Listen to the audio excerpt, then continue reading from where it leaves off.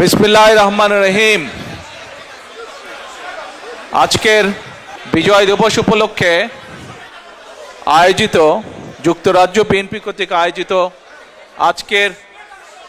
আজকের এই অনুষ্ঠানের সম্মানিত সভাপতি, মঞ্চে উপস্থিত সম্মানিত নেতৃবৃন্দ, আমার সামনে উপস্থিত প্রিয় ভাই বোনেরা, সকল সম্মানিত উপস্থিতিবৃন্দ, আসসালামু আলাইকুম। আমি প্রথমেই আন্তরিকভাবে কৃতজ্ঞতা জানাচ্ছি যুক্তরাজ্যের যত প্রবাসী আছেন, ইউরোপের যত প্রবাসী আছেন, সহ পৃথিবীর বিভিন্ন দেশে যারা প্রবাসী আছেন, তাদের কাছে কৃতজ্ঞতা জানাচ্ছি। আজকে থেকে যখন প্রায় 18 বছর আগে যখন এই দেশে আসতে বাধ্য হয়েছিলাম চিকিৎসার জন্য, তারপর থেকে বিভিন্ন সময় আপনাদের বহু মানুষ, প্রবাসীদের বহু ভাই বোনেরা আমার এবং আমার পরিবারকে বিভিন্ন সময় মানসিকভাবে সাহস জুগিয়েছেন, বিভিন্নভাবে পাশে দাঁড়িয়েছেন। আমি সেজন্যই সকল প্রবাসী ভাই বোনদের কাছে কৃতজ্ঞতা প্রকাশ করছি আমার এবং পরিবারের পক্ষ থেকে। আজকে মানুষটি আমাদের মাঝে নাই, একটি মানুষের কথা আমার খুব মনে পড়ছে, মরহুম কমরুদ্দিন সাহেবের কথা। এই মানুষটি, সে সময় আমি অসুস্থ ছিলাম, এবং এই মানুষটি যেভাবে তার সময়ের সব কিছু দিয়েছেন, সব কিছু দিয়ে আমাকে যেভাবে চিকিৎসার সাহায্য করেছিলেন, তার জন্য আমি তার এবং তার পরিবারকে কৃতজ্ঞতা জানাই। প্রিয় ভাই বোনেরা, আজকে আমাদের মহান বিজয় দিবস। এই বিজয় দিবসে প্রায় 55 বছর হয়ে গেল বাংলাদেশ স্বাধীন হয়েছে। 1971 সালে লক্ষ মানুষের আত্মত্যাগের বিনিময়ে, লক্ষ মা বোনের সম্মানের বিনিময়ে, বহু মানুষের পঙ্গুত্বের বিনিময়ে আমরা আমাদের এই প্রিয় মাতৃভূমি বাংলাদেশের স্বাধীনতা অর্জন করেছিলাম। প্রিয় ভাই বোনেরা, বাংলাদেশের মানুষ আজকে থেকে 55 বছর আগে যখন যুদ্ধে ঝাঁপিয়ে পড়েছিল, তাদের একটি প্রত্যাশা ছিল, আশা ছিল, আকাঙ্ক্ষা ছিল কিভাবে তারা নিজের দেশটিকে গড়ে তুলবে। আপনারা যারা আজকে বিদেশে আছেন, প্রবাসে আছেন, বিশেষ করে বিভিন্ন উন্নত দেশগুলোতে আপনারা আছেন, সেই দেশগুলোতে যেহেতু আমরা এখানে ঘরে উপস্থিত সকলে আমরা ইউকেতে আছি, আমরা যখন পথে বেরোই ঘর থেকে, পথগুলো যখন পরিষ্কার, মোটামুটিভাবে পরিষ্কার দেখি, আমরা যখন এখানে NHS এর হেলথ সুবিধা নিতে চাই, বা আমরা যখন অন্য অন্য সোশ্যাল সুবিধাগুলো পাই এই দেশের বৈধ নাগরিক যারা, তখন কিন্তু নিজের অজান্তেই আমরা চিন্তা করি যে আহা, আমাদের দেশটা যদি এমন হতো। আমরা চিন্তা করি না? প্রত্যেকটা মানুষ এখানে আমরা চিন্তা করি। আপনারা হয়তো পরিবারকে নিয়ে হলিডেতে যান, ইউকের ভিতরেও যারা যান, বিভিন্ন হলিডে স্পটে যখন আপনারা যান, সেই স্পটগুলোতে অনেক কিছু যে আছে তা না, কিন্তু তাদের যা আছে এমন সুন্দর করে তারা রাখে যে সেখানে মানুষ যায়, দেখে কি তাদের ইতিহাস, কি তাদের ঐতিহ্য, কি তাদের সামাজিক মূল্যবোধ। সেই জিনিসগুলো আমরা দেখি এবং আমরা আফসোস করি যে আমাদের দেশটি যদি এমন হতো। প্রিয় ভাই বোনেরা, 1971 সালে যেই মানুষগুলো যুদ্ধ করেছিল, সেটি প্রত্যক্ষ হোক বা পরোক্ষভাবে, সেই মানুষগুলো কিন্তু দেশকে নিয়ে এমনই পরিকল্পনা করেছিল, এমনই প্রত্যাশা আশা ছিল তাদের। আমরা দেখেছি বিভিন্ন সময় যখনই দেশটিকে গড়ার জন্য, দেশটিকে মানুষের প্রত্যাশিত যে আশা আকাঙ্ক্ষা সেভাবে যারাই নিতে চেয়েছিল, আমরা দেখেছি বিভিন্নভাবে, বিভিন্ন ষড়যন্ত্রের মাধ্যমে সেই গতিকে রোধ করে দেওয়া হয়েছে। স্বাধীনতা যুদ্ধের পরে যখন নতুন দেশটি আমরা পেলাম, তখন মানুষ আশায় বুক বেঁধেছিল যে এই দেশে গণতন্ত্রের চর্চা হবে এবং গণতন্ত্রের চর্চার মাধ্যমে ধীরে ধীরে দেশ এবং জাতি এগিয়ে যাবে। হঠাৎ করে আমরা দেখেছি বাকশাল চলে আসলো। আমি এত ডিটেল স্টোরিতে যাব না, কম বেশি আপনাদের ধারণা আছে। গণতন্ত্রের, মানুষের অধিকার, ভোটের অধিকার সবকিছুকে টুটি চেপে ধরা হলো।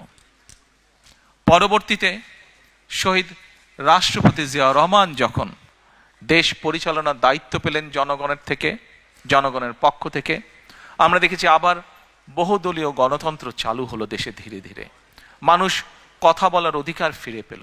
সংবাদপত্রগুলো ধীরে ধীরে প্রকাশিত হতে লাগলো। সংবাদপত্রগুলো আস্তে আস্তে গঠনমূলক সমালোচনা শুরু করলো সরকারের।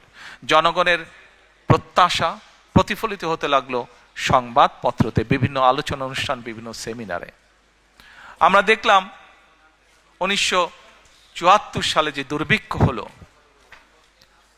শহীদ রাষ্ট্রপতি জিয়াউর রহমানের সময় দেখলাম দুর্ভিক্ষ অবস্থা থেকে কাটিয়ে দেশ একটা উৎপাদনমুখী রাজনীতি শুরু করলো।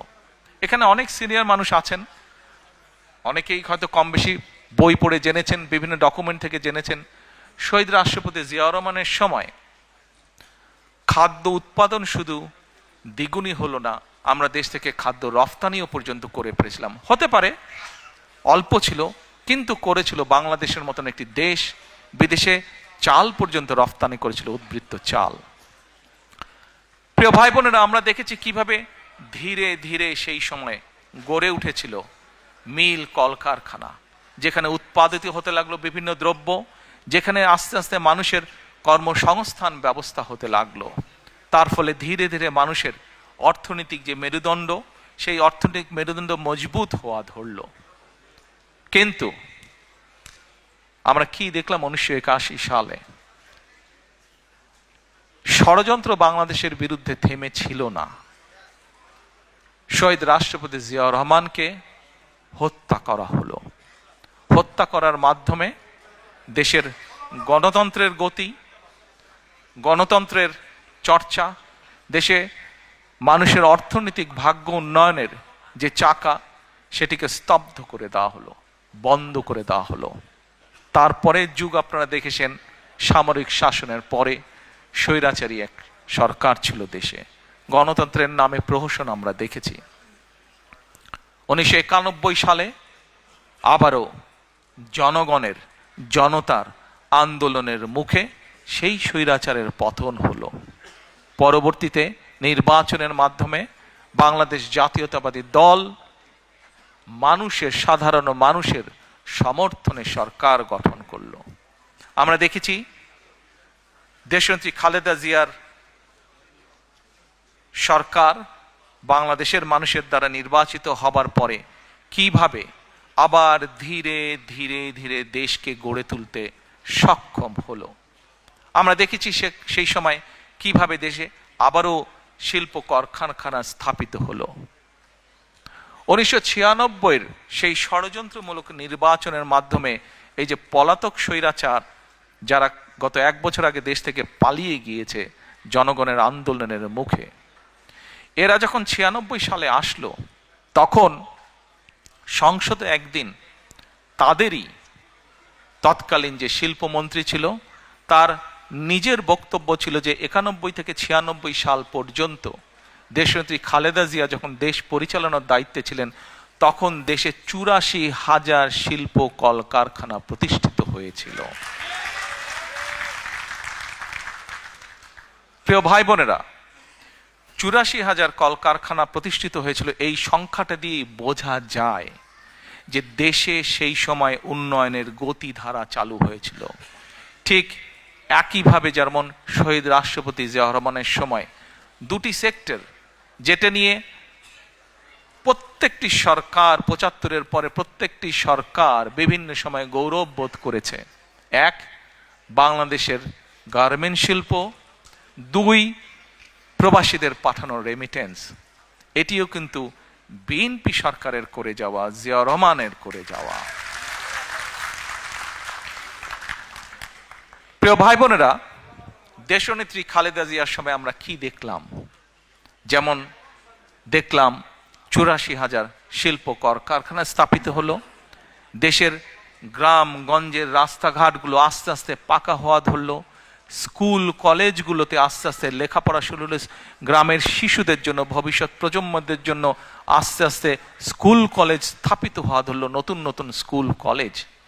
একইভাবে আমরা দেখলাম একটি বিশাল সংস্কার। বাংলাদেশের জনসংখ্যার মোটামুটি সকল সময়, সেই সময় ৯১ সালে খুব সম্ভব জনসংখ্যা ছিল অ্যাবাউট ১৫-১৬ কোটির মতন, বোধ হয় না, ১২-১৩ কোটির মতন ছিল। তখনও জনসংখ্যার অর্ধেক ছিল নারী। এই অর্ধেক জনসংখ্যাকে যদি আমরা আমাদের পুরো অর্থনৈতিক ব্যবস্থা, আমাদের শিক্ষা ব্যবস্থার মধ্যে না আনি, কোনোভাবেই দেশকে গড়ে তোলা সম্ভব না। এবং আমরা তাই দেখলাম দেশনেত্রী বেগম খালেদা জিয়া মেয়েদের স্কুল কলেজে শিক্ষা ব্যবস্থা, বিনা বেতনে শিক্ষা ব্যবস্থা চালু করলেন। প্রিয় ভাই বোনেরা, কিছুদিন আগে বিএনপির একটি অনুষ্ঠানে আমি একটি ঘটনা বলছিলাম, হয়তো আপনারা ইউটিউবে বা অনলাইনে দেখেছেন, শুনেছেন আমার সেই ঘটনাটি। তারপরেও আজকে আপনাদের সামনে আবারও আমি ঘটনাটি তুলে ধরতে চাই। কি সেই ঘটনাটি? এবছর জানুয়ারি মাসে দেশনেত্রী খালেদা জিয়া যুক্তরাজ্যে এসেছিলেন চিকিৎসার জন্য। সেই সময় উনি যেই হসপিটালতে ছিলেন, লন্ডন ক্লিনিক হসপিটালতে ছিলেন, একদিন আমরা সন্ধ্যার সময় সবাই ওনার কেবিনে আছি, স্বাভাবিকভাবে কিছুক্ষণ পরপর তো নার্স আসে। তো সেই সময় একজন নার্স আসলো। নার্সটা এসে আমরা যারা ছিলাম মোটামুটি আমাদের সবাইকে বলছে, আম্মার দিকে তাকিয়ে বলছে, আমি কিন্তু তোমাকে জানি, তুমি কে। তো ওখানে তো বেগম খালেদা জিয়া ভর্তি আছেন, উনি বাংলাদেশের এক্স প্রাইম মিনিস্টার, এগুলো তো আছে। তো আমরা ভাবছি যে এটা তো সবাই জানে, এখানে যারা ডিউটিতে আছে সবাই তো জানবেই এটা। তখন নার্সটি নিজেই বলছেন, না, তোমার যেগুলো অফিসিয়াল প্রোটোকল আছে বা ছিল সেটা তো আমি জানি, কিন্তু আরেকটা ভাবে তোমাকে আমি চিনি এবং অনেক আগে থেকে তোমাকে আমি জানি। আমি যখন ছোট ছিলাম সেই সময় থেকে তোমাকে আমি চিনি, জানি। তো আমরা একটু অবাক হয়ে জিজ্ঞেস করলাম, কিভাবে তুমি ওনাকে চেনো? ওই নার্স যে, তার বাড়ি ছিল, দেশের বাড়ি হচ্ছে, শি ওয়াজ ফ্রম নাইজেরিয়া। তো বলল, তুমি তোমার দেশে মেয়েদের জন্য ক্লাস 12 পর্যন্ত শিক্ষা ফ্রি করেছো তুমি, এবং আমার দেশের সরকার তোমার এই পলিসিটা গ্রহণ করেছে, যার ফলে আমি বিনামূল্যে শিক্ষা পেয়েছি, পরবর্তীতে পড়ালেখা করেছি, আজকে আমি ইউকেতে এসে এখানে কাজ করছি। প্রিয় ভাই বোনেরা, আপনাদেরকে অল্প একটি বললে অনেক বলা যাবে, বললে অনেক কিছু বলা যাবে বিএনপি সরকার কি কি করেছে। যেমন আরেকটি বলি, এটাও স্বাস্থ্য খাতেরই কথা। আপনারা এখানে যারা আছেন আজকে উপস্থিত, কারো না কারো, সবার বাড়ি কোনো না কোনো জেলা এবং কোনো না কোনো উপজেলায়। আপনাদের সবারই যখন দেশে যান, গিয়েছেন, দেখছেন, এই উপজেলায় 51 বেডের একটি উপজেলা স্বাস্থ্য কমপ্লেক্স আছে। আপনার নিজের উপজেলার স্বাস্থ্য কমপ্লেক্সটি কে কে দেখেননি? হাত তুলেন তো ভাই, কে কে দেখেন নেই? যারা যারা নিজের উপজেলা স্বাস্থ্য কমপ্লেক্স দেখেননি, আচ্ছা, তাহলে দয়া করে গিয়ে দেখে নেবেন এবার, যারা হাত তুলেছেন দেখেননি। আর কারা কারা দেখেছেন? এই দেখেন, মেজরিটি মানুষ দেখেছেন, ধন্যবাদ, থ্যাংক ইউ সো মাচ। এখন এই যে উপজেলা স্বাস্থ্য কমপ্লেক্স, এই উপজেলা 51 বেডের যেটা, এটির 31 বেড করেছিলেন শহীদ রাষ্ট্রপতি জিয়া রহমান, তার আগে ওখানে কিচ্ছু ছিল না। এবং পরবর্তীতে যেই 20 বেড অ্যাড হয়েছে, পরবর্তীটা করেছে আপনাদেরই সরকার, দেশনেত্রী খালেদা জিয়া সরকার। আমাদের প্রশ্ন এখনো, এই যে স্বৈরাচার ছিল তারা কিছু জিনিস বানিয়েছিল, কিন্তু সাধারণ মানুষ যখন অসুস্থ হয়, গ্রাম পর্যায়ে, ইউনিয়ন পর্যায়ে, উপজেলা পর্যায়ে, তারা কিন্তু উপজেলা স্বাস্থ্য কমপ্লেক্সে যায়, অন্য জায়গায় কোথাও যায় না তারা চিকিৎসার জন্য। তার মানে মানুষ, প্রান্তিক মানুষ চিকিৎসার জন্য যতটুকু সুবিধা পাচ্ছে, তারা যে যাচ্ছে, তারা কিন্তু সেই বিএনপি যে করে আসছে সেখানেই তারা যাচ্ছে। প্রিয় ভাই বোনেরা, খুব সংক্ষেপে আমি কয়েকটি উদাহরণের মাধ্যমে আপনাদের সামনে কিছু কথা উপস্থাপন করলাম। আমরা বিগত 16 বছর 2008 থেকে এবং বিশেষ করে 14 সালের পর থেকে 5ই আগস্ট 4 আগস্ট পর্যন্ত বাংলাদেশ জাতীয়তাবাদী দলের লক্ষ লক্ষ নেতা কর্মী রাজপথে ছিলাম। আমরা কেন রাজপথে ছিলাম? আমরা রাজপথে ছিলাম এই দেশের মানুষের রাজনৈতিক অধিকার, কথা বলার অধিকার, ভোটের অধিকার প্রতিষ্ঠা করার জন্য। আমাদের সাথে আমরা যে শুধু একা ছিলাম তা না, আমাদের সাথে আরো কিছু রাজনৈতিক দল ছিল। কে ছোট কে বড় সেটি কথা না, মূল কথাটি হচ্ছে অত্যাচার, নির্যাতন, অবৈধ ক্ষমতা দখলদারির বিরুদ্ধে আমরা বিএনপি সহ অনেকগুলো রাজনৈতিক দল সে সময় রাজপথে ছিলাম। এই রাজপথে থাকতে গিয়ে আমাদের হাজারের মতন নেতাকর্মী গুমের শিকার হয়েছে, আরো হাজারেরও বেশি নেতাকর্মী খুনের শিকার হয়েছে। আমাদের 60 লক্ষের মতন নেতাকর্মী বিভিন্ন নির্যাতন, অত্যাচার, হামলার শিকার হয়েছে। আপনাদের মধ্যে হয়তো এখানে বহু মানুষ আছেন যারা নির্যাতনে অত্যাচারিত হয়ে দেশ থেকে এখানে চলে আসতে বাধ্য হয়েছিলেন। শুধু ইউকে না, ইউরোপের বহু দেশে আছে, মধ্যপ্রাচ্যের বহু দেশে আছে, মালয়েশিয়ায় বহু দেশ আছে, আমেরিকায় বহু দেশে বহু আমাদের নেতাকর্মী আছে যারা হয়তো বাধ্য হয়ে চলে গিয়েছিল দেশ ছেড়ে। প্রিয় ভাই বোনেরা, যুগেরও বেশি সময় ধরে বাংলাদেশ জাতীয়তাবাদী দল আন্দোলন করেছে। আমরা 5ই আগস্ট যেই স্বৈরাচারকে বাংলাদেশ থেকে বিদায় করেছি, ঝেঁটিয়ে বের করে দেওয়া হয়েছে দেশ থেকে, জনগণের ভয় যে পালিয়ে গিয়েছে দেশ থেকে, এটির ক্রেডিট, এটির অর্জন কোনো রাজনৈতিক দলের নয়। এটির অর্জন সম্পূর্ণভাবে বাংলাদেশের সাধারণ মানুষের ক্রেডিট। এটি আপনারা যদি অগাস্টের সেই দিনগুলো, জুলাইয়ের শেষ দিনগুলো যদি আপনারা দেখেন, শুধু কি রাজনৈতিক দলের নেতৃবৃন্দ মাঠে ছিল, রাজনৈতিক কর্মীরা মাঠে ছিল দলের? নো।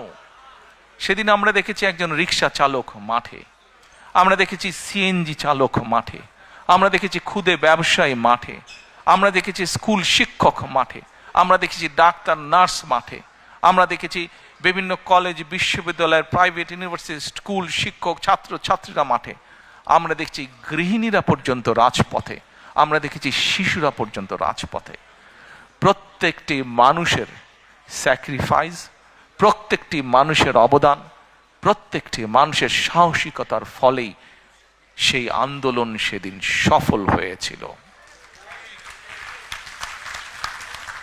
প্রিয় ভাই বোনেরা, আন্দোলন ইনশাআল্লাহ আলহামদুলিল্লাহ সফল হয়েছে, কিন্তু আন্দোলন সফল হবার সফলতা হচ্ছে একটি অধ্যায়। বিজয় করা অনেক সময় বিজয় করা যায়, কিন্তু বিজয়ের সফলতা ধরে রাখা আরো কঠিন। প্রিয় ভাই বোনেরা, যেই কথাটা দিয়ে শুরু করেছিলাম, একটি কথা বলেছিলাম শুরুর দিকে, আমরা যারা ইউকেতে থাকি যখন ঘর থেকে বের হই, এই দেশের অনেক কিছু দেখলে মনে হয় আহা, আমার দেশটা কেন এমন না। প্রিয় ভাই বোনেরা, আমাদের দেশটি যদি গড়ে তুলতে হয় আমাদের প্রত্যাশার মতন, তাহলে তো কাজ আমাদেরকেই করতে হবে, তাই নয় কি? আমাদেরকেই তো, বাংলাদেশের মানুষকে যারা আমরা বাংলাদেশি, আমাদেরকে মিলেই তো কাজটি গড়ে তুলতে হবে, দেশকে গড়ে তুলতে হবে। প্রিয় সহকর্মীবৃন্দ, ষড়যন্ত্র চলছে। ষড়যন্ত্রকারীরা কিন্তু তাদের সেই 71-এ যারা ষড়যন্ত্র করেছিল, 75-এ যারা ষড়যন্ত্র করেছিল, 7ই নভেম্বরে পরাজিত হয়েছিল, 81-তে যারা ষড়যন্ত্র করেছিল, 96-তে যারা ষড়যন্ত্র করেছিল, পরবর্তীতে যারা ষড়যন্ত্র করেছে তাদের ষড়যন্ত্র কিন্তু থেমে নেই। এবং বাংলাদেশ জাতীয়তাবাদী দল একটি দায়িত্বশীল দল হিসাবে আমাদের এবং আমাদের প্রতিটি পর্যায়ের নেতাকর্মীর পবিত্র দায়িত্ব হচ্ছে বাংলাদেশের মানুষকে সাথে নিয়ে সচেতন করার মাধ্যমে সজাগ এবং সতর্ক থাকা এবং বাংলাদেশের মানুষকে সজাগ এবং সতর্ক রাখা এই ষড়যন্ত্রের বিরুদ্ধে। প্রিয় ভাই বোনেরা, স্বৈরাচারকে আমরা বিদায় করেছি 16 বছর ধরে, এবং এর আগে বিভিন্ন সময় বাংলাদেশের মানুষ, সে রাজনৈতিক দলের নেতা বা কর্মী হোক অথবা একজন সাধারণ মানুষ যে তার দেশকে ভালোবাসে, এরকম বহু মানুষ অকাতরে জীবন বিলিয়েছে শুধুমাত্র দেশটিকে একটি সঠিক জায়গায় নিয়ে আসার জন্য, শুধুমাত্র দেশের মানুষের গণতান্ত্রিক অধিকারকে প্রতিষ্ঠিত করার জন্য। আজ একটি সময় এসেছে, আগামী 2 মাস পরে দেশে একটি নির্বাচন, বহুল প্রত্যাশিত একটি নির্বাচন, যে নির্বাচনে মানুষ নিজে ঘর থেকে বেরিয়ে নিরাপদে যাবে, স্বাচ্ছন্দ্যে ভোট দিবে তার ইচ্ছা মতন। এরকম একটি প্রত্যাশিত দিন সামনে অপেক্ষা করছে। প্রিয় সহকর্মীবৃন্দ, আমরা যেরকম একটি দায়িত্বশীল রাজনৈতিক দল হিসাবে আজকে আমাদের দায়িত্ব যেমন বাংলাদেশের বিরুদ্ধে, বাংলাদেশের মানুষের স্বাধীনতা, সার্বভৌমত্ব, গণতান্ত্রিক অধিকার, ভোটের অধিকার, অর্থনৈতিক স্বাধীনতার বিরুদ্ধে যারা ষড়যন্ত্র করছে তাদের বিরুদ্ধে যেমন বাংলাদেশের মানুষকে সতর্ক রাখা, সজাগ রাখা, একই সাথে প্রিয় ভাই বোনেরা, আমাদের একটি অন্যতম গুরুত্বপূর্ণ দায়িত্ব হচ্ছে দেশের মানুষের সামনে পরিকল্পনা দেওয়া। আমাদের মধ্যে অনেকেই বক্তব্যে বলেন আমরা এই স্বপ্ন দেখছি, আমরা সেই স্বপ্ন দেখছি। আমি ভাই স্বপ্নের মধ্যে নাই, আমি কোনো স্বপ্নের মধ্যে নেই। আমরা আছি পরিকল্পনার মধ্যে। আমরা পরিকল্পনা করব, আমরা পরিকল্পনা বাস্তবায়ন করব। আমরা কোনো স্বপ্নের মধ্যে থাকতে চাই না। স্বপ্ন দেখতে দেখতে দেশ থেকে প্রতি বছর $16 বিলিয়ন পাচার হয়ে গিয়েছে। স্বপ্ন দেখতে দেখতে দেশের অর্থনৈতিক অবস্থা, দেশের শিক্ষা ব্যবস্থা, দেশের কৃষি ব্যবস্থা, দেশের রাস্তাঘাট, দেশের আইন আদালত, আইন শৃঙ্খলা সবকিছু ভেঙে চুরমার হয়ে গিয়েছে। প্রিয় ভাই বোনেরা, আপনারা যদি একটু রিসার্চ করেন আপনাদের মতন করে, দেখবেন প্রথম যখন শহীদ রাষ্ট্রপতি জিয়াউর রহমান দেশ পরিচালনার দায়িত্ব পেলেন, তার আগে কি অবস্থা ছিল দেশের? সেই খাদের কিনারা থেকে উনি তুলে নিয়ে এসেছিলেন দেশকে। আবারও 90-এ স্বৈরাচারের পতনের পরে যখন দেশনেত্রী খালেদা জিয়া দেশ পরিচালনার দায়িত্ব পেলেন, আবারও ধীরে ধীরে পরিশ্রম করার মাধ্যমে দেশকে একটি অবস্থানে তুলে নিয়ে এসেছেন। এটি হতে পারে প্রকৃতি বলেন, ইতিহাস বলেন, বাস্তবতার একটি নির্মম চিত্র, বা কিভাবে বলবো আমি নিজেও ঠিক জানি না। বাট বাস্তবতা হচ্ছে যখনই এই দেশের স্বাধীনতা, সার্বভৌমত্ব হুমকির সম্মুখীন পড়েছে, যখনই এই দেশের স্বাস্থ্য ব্যবস্থা বলেন, অর্থনৈতিক ব্যবস্থা বলেন, সবকিছু ভেঙে পড়ার উপক্রম হয়েছে, তখনই সেই কঠিন দায়িত্বটা এসে পড়ে বিএনপির উপরে। প্রিয় ভাই বোনেরা, আমরা দৃঢ়ভাবে বিশ্বাস করি বাংলাদেশ জাতীয়তাবাদী দল, বিএনপির প্রতিটি নেতাকর্মী, শহীদ জিয়া, দেশনেত্রী খালেদা জিয়ার প্রতিটি সৈনিক, আমরা দৃঢ়ভাবে বিশ্বাস করি যে ইনশাআল্লাহ আগামী ফেব্রুয়ারি মাসে যে নির্বাচন, সেই নির্বাচনে বাংলাদেশের মানুষের সমর্থন নিয়ে বাংলাদেশ জাতীয়তাবাদী দল সরকার গঠন করতে সক্ষম হবে। এক মিনিট,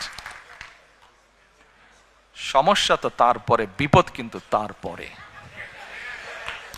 আপনারা যারা খুব খুশিতে তালি দিলেন, হ্যাঁ খুশি আপনারা হতেই পারেন। দেশের মানুষের সমর্থন নিয়ে যদি আমরা ইনশাল্লাহ সরকার গঠন করতে পারি, অবশ্যই আমরা দেশের মানুষের কাছে প্রতি যেরকম আমাদের কৃতজ্ঞতা থাকবে, একইভাবে তাদের কাছে আমাদের দায়বদ্ধতা থাকবে, জবাবদিহিতা থাকবে। এই মুহূর্তে দেশের যে শিক্ষা ব্যবস্থা, দেশের যে স্বাস্থ্য ব্যবস্থা, দেশের যে অর্থনৈতিক ব্যবস্থা, ব্যবসা বাণিজ্যের যে অবস্থা, ব্যাংকগুলোর যে অবস্থা, প্রত্যেকটি বিষয়, ইউ নেম এনি সাবজেক্ট, যেই অবস্থা প্রত্যেকটি মানুষের সাথে রিলেট করে, মানুষের জীবনযাত্রার সাথে রিলেট করে, প্রত্যেকটি অবস্থার অত্যন্ত শোচনীয় অবস্থা, প্রত্যেকটি ক্ষেত্রে অত্যন্ত শোচনীয় অবস্থা। আমরা বিশ্বাস করি, আমরা শহীদ জিয়া, দেশনেত্রী খালেদা জিয়ার সৈনিক যারা, আমরা বিশ্বাস করি ইনশাল্লাহ মানুষের সমর্থন নিয়ে আমরা সরকার গঠন করতে সক্ষম হব। কিন্তু সামনের পথ অসম্ভব অসম্ভব কঠিন, অসম্ভব কঠিন। এবং এই কঠিন পথ যদি পাড়ি দিতে হয়, অনেকে অনেক বড় বড় সুন্দর সুন্দর ভালো ভালো কথা বলতে পারবে, কিন্তু আমাদেরকে পরিকল্পনা গ্রহণ করতে হবে। যদি এই কঠিন পথ আমরা অতিক্রম করতে চাই, আমাদের কি পরিকল্পনা গ্রহণ করতে হবে? এরকম কয়েকটি পরিকল্পনার কথা আপনাদের সামনে আমি আজকে তুলে ধরতে চাই। সময় পাবো? Thank you. না সারা রাত না ভাই, আমারও সকালে কাম আছে, আপনাদেরও কাম আছে। এখন কয়েকটি আপনাদের সামনে আমি তুলে ধরবো। আপনাদের নিশ্চয়ই মনে আছে প্রিয় ভাই বোনেরা, আপনাদের নিশ্চয়ই মনে আছে আজকে থেকে যখন বাংলাদেশের মানুষের, বাংলাদেশের ঘাড়ে ওই পলাতক পতিত স্বৈরাচার চেপে বসেছিল, ঠিক সেই সময় আপনাদের দল বিএনপি বাংলাদেশে আজকে থেকে প্রায় 2.5 বছর আগে, তখন কেউ জানতো না যে কবে, আমরা প্রত্যেকে দৃঢ়ভাবে আত্মবিশ্বাসী ছিলাম যে স্বৈরাচারকে পড়তে হবে, তাকে চলে যেতে হবে। কবে হয়তো এক্সাক্ট ডেট আমরা তখনও সেভাবে নির্ধারিত ছিল না। স্বৈরাচার পতনের 2.5 বছর আগে বাংলাদেশের মানুষের সামনে আমরা 31 দফা সংস্কার কর্মসূচি উপস্থাপন করেছিলাম। মনে আছে আপনাদের? Yes. তখন অনেকে হেসেছিল। আর আজকে যারা, কাউকে আমি আঘাত করে কথা বলতে চাই না, কাউকে অসম্মান করে কথা বলতে চাই না, কিন্তু আজকে বহু মানুষ সংস্কার নিয়ে কথা বলছে। ভেরি গুড, বলুন, আমরা চাই আপনারা বলুন। কারণ আমাদের 31 দফাতে আমরা বলেছি এটার থেকে বেটার যদি কিছু দেন, এটা থেকে নতুন কিছু যদি আপনারা কেউ উপস্থাপন করেন, আমরা সানন্দে তা গ্রহণ করব। সেই 31 দফার মধ্যে আমরা বলেছি যে 31টে দফা আমরা বিশ্বাস করি, শহীদ রাষ্ট্রপতি জিয়াউর রহমান 19 দফা দিয়েছিলেন। সেই 19 দফাকে আরো সময়ে, পরিস্থিতি, সবকিছুর পরিবর্তনের কারণে সেটিকে আমরা কিছুটা আরো পরিবর্তন করে আরো সুন্দরভাবে আমরা উপস্থাপন করেছি, যার ভিত্তিতে আমরা দেশ পরিচালনা করতে চাই ইনশাআল্লাহ।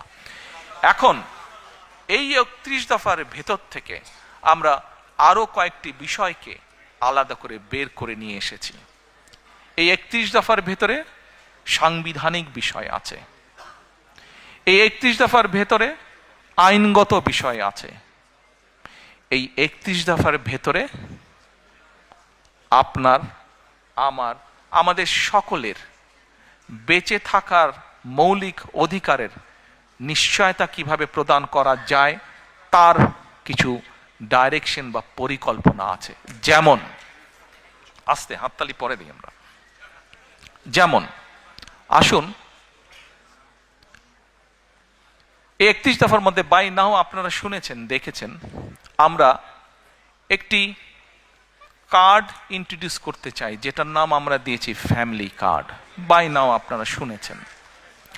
এখন এই ফ্যামিলি কার্ডটা কি, নাম হয়তো আপনারা শুনেছেন অনেকে, কেউ কেউ হয়তো আপনারা এখানে যারা আজকে উপস্থিত আছেন কেউ কেউ হয়তো আপনারা জানেন, আচ্ছা ফ্যামিলি কার্ড দিয়ে কি হবে না হবে।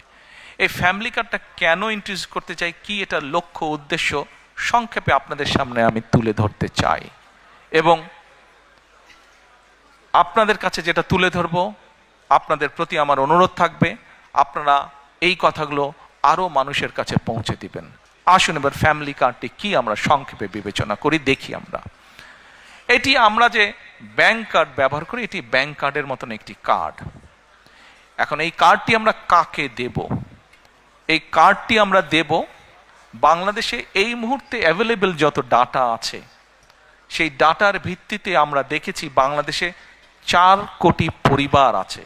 সেটি আমার পরিবার, আপনার পরিবার, একজন কৃষকের পরিবার, একজন মসজিদের ইমাম সাহেবের পরিবার, একজন প্রাইমারি স্কুল শিক্ষকের পরিবার, একজন ক্ষুদ্র মুদির দোকানদার, একজন রিক্সা চালক, ভ্যান চালক, যেভাবেই আপনি ধরেন বাংলাদেশে 4 কোটি পরিবার আছে। আমরা প্রথমে এই কার্ডটি দেওয়া শুরু করব গ্রাম থেকে, যারা মোর ডিজার্ভ করে। আচ্ছা, এই কার্ডটি আমরা দিব পরিবারের যে গৃহিণী, পরিবারের যে কর্ত্রী বা হাউস ওয়াইফ, আমরা তাকে এই কার্ডটি দেব। আচ্ছা, আস্তে তালি পরে তালিয়া পরে কার্ডটি আমরা তাকে দেব।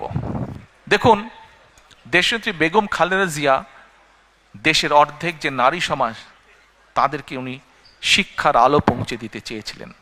বহুলাংশে আলহামদুলিল্লাহ আমরা সফল হয়েছি। আজকে যদি আমরা স্কুল কলেজগুলো দেখি, আমরা দেখি যে ক্ষেত্র বিশেষে ছেলেদের থেকে মেয়েদের এনরোলমেন্ট অনেক বেশি।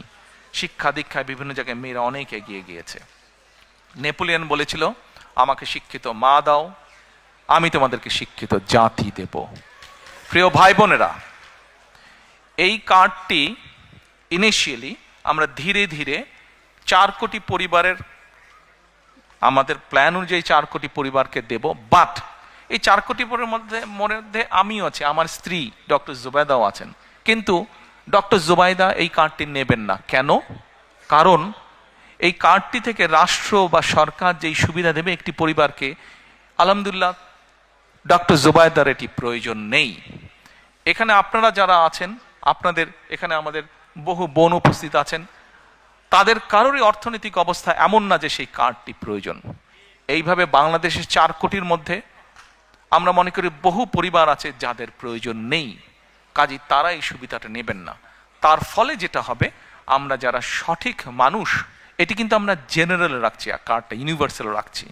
বাংলাদেশে বিভিন্ন সামাজিক সোশ্যাল নেটওয়ার্ক যেগুলো ফ্যাসিলিটি আছে, যেগুলো বেনিফিটস আছে, বিভিন্ন ক্যাটাগরি থাকে, এবং আমরা রিসার্চ করে দেখেছি যে ক্যাটাগরি, এরকম বিভিন্ন ক্যাটাগরি থাকলেই কারাপশনের প্রবাবিলিটি বেড়ে যায়।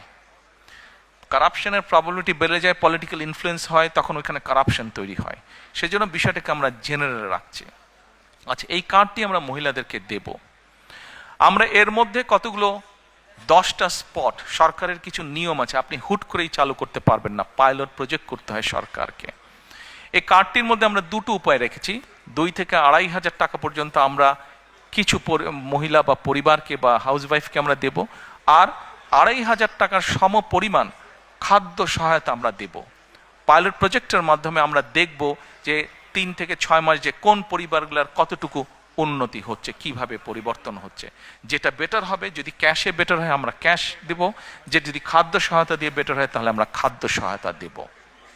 আচ্ছা, এর ভিতরে অলরেডি আমরা কাজ করেছি। আপনারা বলতে পারেন, হয়তো কেউ জিজ্ঞেস করতে পারেন যে ভাই, দলের লোকজন দিয়ে করলেন, তাদের রিসার্চ আর কতটুকু কারেক্ট হবে? এখানেই ভুল। শুধুমাত্র দলের লোক দিয়ে আমরা রিসার্চ করিনি। এই সবের কাজে, এই ধরনের কাজে যারা এক্সপার্ট আছেন, এক্সপার্টিজ আছেন, যারা প্রফেশনালস আছে, এরকম একটা টিম দিয়ে আমরা এই কাজটি তৈরি করেছি। এবং এটার বাজেট কোথা থেকে কিভাবে আসবে সেটিও আমরা, বাজেটের যে সকল কাগজপত্র পাবলিক ডকুমেন্ট হিসেবে উপস্থিত আছে, সেখান থেকে আমরা সব কিছু বের করেছি কিভাবে আমরা এগুলা চালু করব। কাজে ওই প্রাইমারি কাজগুলো আমরা শেষ করেছি। এখন এটা লক্ষ্য বা উদ্দেশ্য কি, কেন আমরা করছি, আসেন আপনি চিন্তা করে দেখুন। একজন কৃষক বা একজন মসজিদের ইমাম সাহেব বা মুয়াজ্জিম সাহেব, তার পরিবারের হাতে যখন আপনি এই কার্ডটি দিবেন, প্রথম 6 মাস কিছু হবে না, প্রথম 2 বছরও কিছু হবে না, 3 বছরও কিছু হবে না, বাট 5 বছরের মাথায় গিয়ে কি কি পরিবর্তন হবে সেটা একটা চিত্র আপনাদের সামনে আমি তুলে ধরি, একটা পিকচার তুলে ধরি। সেই পিকচারটি কি? সেই পিকচারটি হচ্ছে, রিসার্চ বলে, এখানে ভাইদের সংখ্যা বেশি, দয়া করে কেউ মাইন্ড করবেন না আমার উপরে, যে কথাটি আমি এখন বলতে চাচ্ছি, দয়া করে কেউ মাইন্ড করবেন না আমার উপরে, বাট এটা আমার কথা না, এটা রিসার্চের কথা। রিসার্চ কি বলে, যখন পরিবারের স্ত্রীর হাতে আপনি একটা অর্থনৈতিক সহযোগিতা দিবেন, স্ত্রী তখন স্ত্রী তখন কি করে এই সুবিধাটা সে তার সন্তানদের লেখাপড়া এবং স্বাস্থ্যের পিছনে প্রথমে সে খরচ করে। রিসার্চ বলে এই টাকাটা বা সহযোগিতাটা যদি বাবার হাতে যায়, বাবা ওই পাড়ার চায়ের দোকানে গিয়ে গল্প গুজব করে বন্ধু বান্ধবের টাকাটা উড়িয়ে দেয়। এটা আমার কথা না, এটা রিসার্চ কথা। ভাইরা আমার উপরে কিছু মাইন্ড করেন না আপনারা। আচ্ছা, তা এখন আমরা সেই জন্য মায়েদের হাতে এটা দিতে চাই। মা এই অর্থটা দিয়ে তার সন্তানদের স্বাস্থ্য যেরকম খেয়াল রাখতে পারবে, একই সাথে সে তার লেখাপড়া, বাচ্চাদের লেখাপড়ার দিকে মনোযোগ দেবে। তারপরে তার হাতে যখন খরচ বেঁচে যায়, এই খরচটা তখন কি করে, সে ছোট ছোট ইনভেস্ট করে যেখান থেকে তার পরিবারের এক্সট্রা ইনকাম আসবে। যার ফলে হবে কি, ওই টাকাটা, ওই অর্থটা, সেটা 500 টাকা হোক, 1000 টাকা হোক, ওটাই লোকাল ইকোনমিতে তখন টাকাটা আস্তে আস্তে ইকোনমিতে ঘুরতে থাকে এবং লোকাল ইকোনমি আস্তে আস্তে আস্তে আস্তে স্ট্রেংথ স্ট্রং হতে থাকে। প্রিয় ভাই বোনেরা, চিন্তা করে দেখেন, আপনার গ্রামে এরকম যদি 10টা পরিবার থাকে এবং একটা 10টা পরিবারের কে যদি আপনি আস্তে আস্তে কন্টিনিউ 5 থেকে 7 বছর একটা সাপোর্ট দিতে পারেন এরকম, তাহলে 7 বছর পরে কি সেই পরিবারটার চেহারা বর্তমানে যা আছে তা থাকবে? নিশ্চয় একটু তো বেটার হবে না? তাহলে একটা গ্রামে যদি 10টা পরিবার থাকে, সেই 10টা পরিবার যখন অর্থনৈতিকভাবে একটা শক্তিশালী অবস্থানে দাঁড়াবে, স্বাস্থ্য হেলথ ওয়াইজ যখন শক্তিশালী হবে এবং এডুকেশন ওয়াইজ যখন একটি গ্রাম শক্তিশালী হবে, তখন পুরো গ্রামটা একটা বেটার গ্রাম হবে। এইভাবে গ্রাম, এইভাবে উপজেলা, এইভাবে জেলা, এইভাবে বিভাগ, এভাবে সারা বাংলাদেশ এক সময় গিয়ে একটা স্ট্রেংথেন অবস্থায়, শক্তিশালী অবস্থায় দাঁড়াবে। এই হলো ফ্যামিলি কার্ডের গল্প।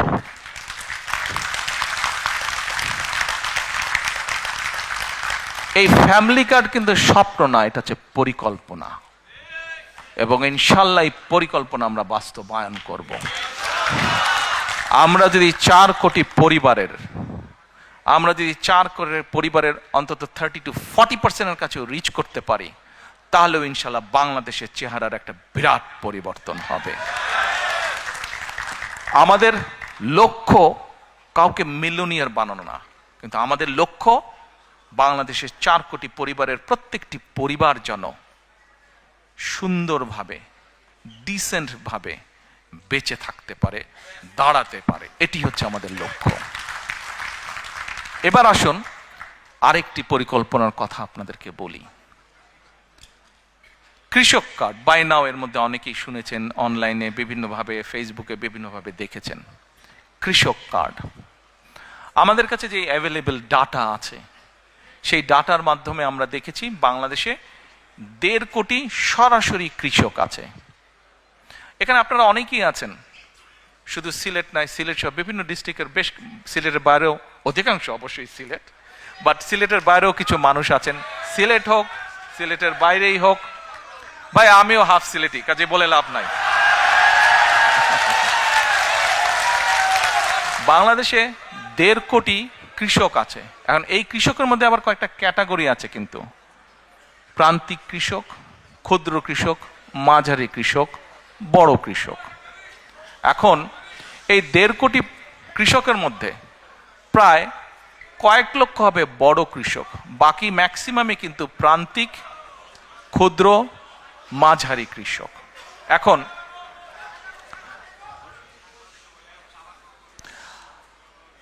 আপনাদের মধ্যেও অনেকেই কৃষক আছেন, কিন্তু সরাসরি কৃষক না। হয়তো আপনার জমি আছে, আপনি কারো কাছে বর্গা দিয়ে দিয়েছেন, তাই না? মানে কাউকে দিয়ে দিয়েছেন, লিজ দিয়েছেন জমিটা, যে তুমি চাষবাস করো, ঠিক আছে, এন্ড অফ দ্য ইয়ার তুমি আমাকে এরকম একটা অ্যামাউন্ট দিও। অনেকেই আছেন এখানে। কিন্তু আমরা যেটা করতে চাইছি, এই কৃষক কার্ডটা হবে ব্যাংক কার্ডের মতনই, ওটাতে একটা চিপ থাকবে, এবং আমরা বাংলাদেশের যত কৃষি জমি যা আছে সবগুলোকে একটা সার্ভারের ভিতরে আমরা নিয়ে আসব। কোন কৃষক কোথায়, তার নাম কি, সে কতটুকু জমি ওন করছে, নাকি সেটার সে লিজ নিয়েছে, লিজ নেক অথবা ওন করুক, সেটাতে সে কি কি চাষ করছে। কোনো জায়গায় বছরে 2টো ক্রপ হয়, কোনো জায়গায় বছরে 3টে ক্রপ হয়, কোনো জায়গায় 1টা ক্রপ হয়। কাজেই তার কোন কি ক্রপ হচ্ছে সেই হিসাবও আমরা পুরা রেডি করব। আচ্ছা, এখন রেডি করে যেটা আমাদের টার্গেট বা এইম, আমাদের যার একটা হয়তো একটা হচ্ছে ফসল, যার দুটো হচ্ছে, তাকে আমরা যে কোনো একটা ফসলের ফুল সাপোর্টটা দেওয়ার চেষ্টা করব। তাকে আমরা তার যেটা রিকোয়ার্ড সিড, ফার্টিলাইজার, পেস্টিসাইড, এই পুরা সাপোর্টটা তাকে আমরা দিব 5 to 7 years টাইম। এবং আমাদের রিসার্চ আমাদেরকে বলছে যে 5 to 7 years ধরে যদি আমরা এই সাপোর্টটা মোটামুটিভাবে কন্টিনিউ করতে পারি, তাহলে কৃষকদের যে অর্থনৈতিক মেরুদণ্ড, ইকোনমিক স্ট্রেংথ, এটা স্ট্রং হবে।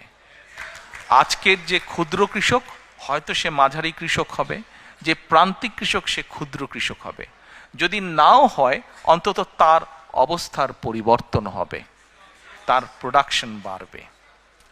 আমরা এই যে প্রায় পত্রপত্রিকায় নিউজ পড়ি যে এই দ্রব্যের দাম বেড়ে গেছে, নিত্য প্রয়োজনীয় ওই দ্রব্যের দাম বেড়ে গেছে। দেখুন, বাংলাদেশের জনসংখ্যা প্রায় 20 কোটি প্লাস মাইনাস মিনিমাম। এই জনসংখ্যাকে যদি আপনার ফুড সাপ্লাই দিতে হয়, আমাদেরকে অবশ্যই আমাদেরকে এগ্রিকালচারের প্রোডাকশন বাড়াতে হবে। আমরা এগ্রিকালচার প্রোডাকশন যদি না বাড়াই, কোনোভাবেই কিচ্ছু করা যাবে না। আচ্ছা, এর মধ্যে আমাদের আরেকটি প্রোগ্রাম আছে এই কৃষক কার্ডের ভিতরে। 10টা ফ্যাসিলিটি আমরা দেব। যেমন অনেক সময় বিভিন্ন জায়গায় বন্যা হচ্ছে, বিভিন্ন জায়গায় দুর্যোগ, বৃষ্টি, ঝড় হচ্ছে। আমরা এর ভিতরে এক ভদ্রলোকের সাথে কথা বলছি, বাংলাদেশি ভদ্রলোক। উনি এই ক্লাইমেট নিয়ে কাজ করে, উনি অস্ট্রেলিয়াতে থাকেন। এখন তোমার উপজেলা কোনটা? বালাগঞ্জ। তোমার ইউনিয়ন? পূর্ব গৌরীপুর। বালাগঞ্জের পূর্ব গৌরীপুর। এখন ওখানে ধরেন একজন কৃষক ডিসাইড করলো যে সে কালকে সার দিবে, ফার্টিলাইজার দিবে, কিন্তু কালকে বৃষ্টি যদি হয় তাহলে ফার্টিলাইজার সব ওয়াশ আউট হয়ে যাবে, তাতে তার ফাইন্যান্সিয়ালি লস হবে। আমরা যে জিনিসটা প্ল্যান করছি, যেহেতু আমরা পুরো সার্ভার ভিতরে পুরো একদম ম্যাপিং করে, জোনিং করে আমরা নিয়ে আসব, এবং তাদেরকে আমরা স্মার্টফোনের মাধ্যমে সিস্টেম, আমরা অ্যাপ দিয়ে দিব আস্তে আস্তে। একবারে we can do that, gradually we will do that. আমরা করব, সে তখন ওই সিস্টেমে সে নক করবে। সিস্টেমে নক করলে তখন বালাগঞ্জের ওই গৌরীপুর পূর্ব গৌরীপুর, ওইখানে ওই কৃষক কিন্তু দেখতে পাবে যে কালকে বৃষ্টি হচ্ছে কি হচ্ছে না। He will know that. আমরা এই ডিটেল পর্যন্ত আমরা কাজ করেছি। বাংলাদেশের মানুষ তাদের সমর্থন দিলে, আমরা ইনশাল্লাহ সরকার গঠনে সক্ষম হলে, gradually we will build this system. তার লোন, বিভিন্ন এখন লোন নিতে গেলে বিভিন্ন রকম সমস্যা হয় কৃষকদের।